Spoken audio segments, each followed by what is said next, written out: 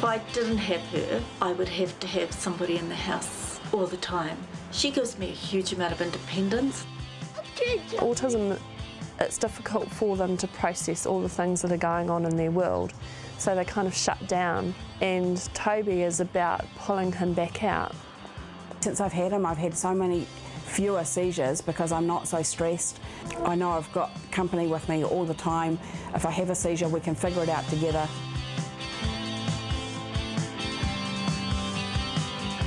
Belinda Simpson understands the powerful therapeutic benefits a dog can have on its owner because Belinda suffers from seizures due to an accident she had in 1996.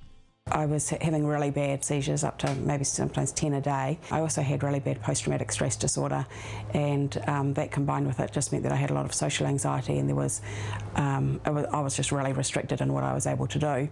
A little puppy called Bradley would have a profound effect on Belinda's life. When he was about 4 months old, he started acting really strangely. It was between 20 and 22 minutes every time before I had a seizure that he was doing this behaviour. So that's how we learnt that he could alert to my seizures. Belinda and Bradley embarked upon an intensive training program in canine management to help maintain Bradley's training. He graduated, and it was amazing. I had my life back. I began to speak at conferences all around the world. He did everything with me. He really opened up the world to me. Jo Herford loves animals, and thankfully that's a real asset because Jo is the regional manager of Outreach Therapy Pets. I'm the regional manager for the Outreach Therapy Pets program, which is run by the Northern region of St John. It's a joint program that is in partnership with the SPCA. Bob Kerridge started the original program in 1988. The San Francisco SPCA, who are probably one of the most progressive SPCAs in America, had a program. They didn't call it Outreach, but it was Therapy Pets. We brought Outreach out here, and we started with rest homes. It was really when we started to go into the more important installations, such as hospitals, that we felt, why not a partnership with St John? Because again, we're talking therapy. I think the big thing with animal therapy, in rest homes in particular, we're dealing with the elderly who have a variety of problems. It could be Alzheimer's, it could be lack of movement, there's a whole lot of things. And I've got to say there's a lot of depression as well. What animals do is they bring people out of themselves. Diane Sheehan regularly volunteers for Outreach Therapy Pets. Always had Shetland sheepdogs, trained them up to do obedience and now agility, and of course the Outreach Therapy Pet work. Diane Sheehan is no stranger to the dog world. She has trained her dogs to a high standard, becoming national winners and obedience champions. Volunteers that join the program, we ask them if they can commit to visiting at least once a month. So by the time you groom your dog and go out and visit, you're probably looking at about 2 or 3 hours a month. The average time for volunteers to visit is actually fortnightly, so I think they like the routine of that you know that it's every other week. And I've found when I put an animal, a cat or a dog, on somebody's lap who we know is introverted and an unhappy person, all of a sudden they're connecting. In many cases, of course, they've had animals of their own in the past and they're not allowed them in rest homes. So this rekindles happy memories. Hi everybody, good morning. Hello. Oh, we've got flowers in our hair today. Good. Always ask them if they would like to see the dog today and pet the dog, and then the dog will go on their lap or down beside the wheelchairs or whatever. It's just a matter of them having a visitor on the day. For a little while they have an animal on their lap, they remember their own animal and they smile. Quite a few people there in hospitals, they don't see any of the relatives or anybody for weeks on end. Majority of the time, the people really love it. They're just happy to have an animal come in, you know, so yeah, it's really good. People that work in outreach with their animals, not only do their animals get tested, but so do they, and they learn an awful lot about what is necessary with therapy, how you actually go about it with your animal. Today, Belinda Simpson and Erica Soterick are conducting an outreach therapy pet assessment on Benji to see if he is suitable to become a therapy pet. We're not looking for perfect obedience, we're looking for a relationship between you and Benji, so that's the main thing for us, is how bonded you are together and how Benji responds to you.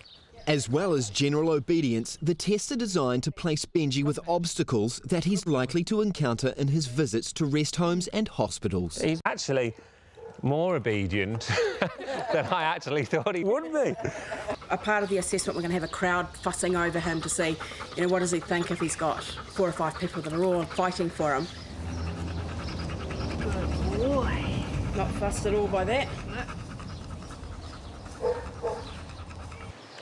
Yeah, what do you think of that? What about movement over your face? Oh, you're not fussed by that at all, are you, hey? What about a bit of rough petting? Hey, what if they got rough? Benji has passed his basic obedience and tolerance test, and he's pretty pleased with himself. But he has a few more tests to go.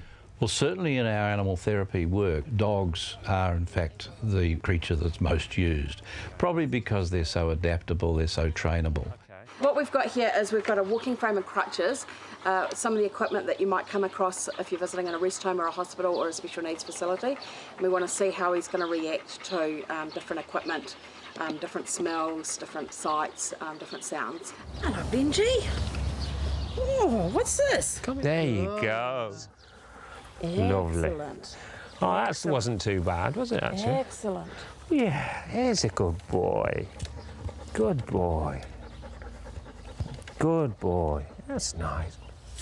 Good recovery. There's a good boy. What you want to try and do instead is just say, good boy.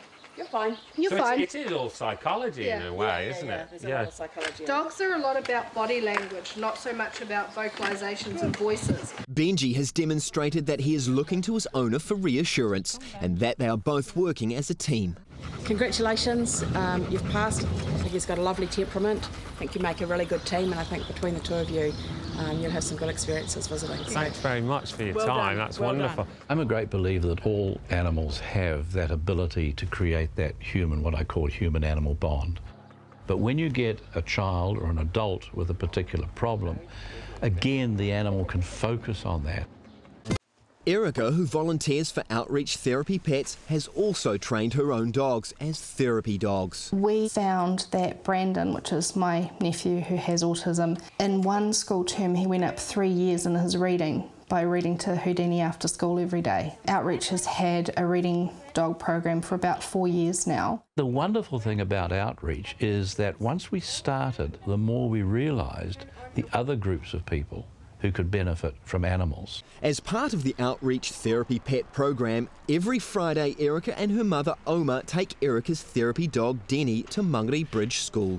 Good morning, everyone. Good morning, Oma. My name is Kathy Purcell and I've been teaching at Mangere Bridge School for nearly 3 years, teach year 4 and 5. When Oma said Brandon reads to Denny each night, I thought that sounds like a brilliant idea. Some of the benefits that we have found, the lower level readers have all moved up numerous levels. What we've found with Denny is that the children are now more confident to read in front of the whole class. Beggars dig to catch rats, mice and rabbits. They store food in their burrows. People want to read with expression when they read to Denny. The secret of the reading dog is that the dog sits and listens and doesn't interrupt, and it's there, listening, so it gives that person confidence in what they're doing.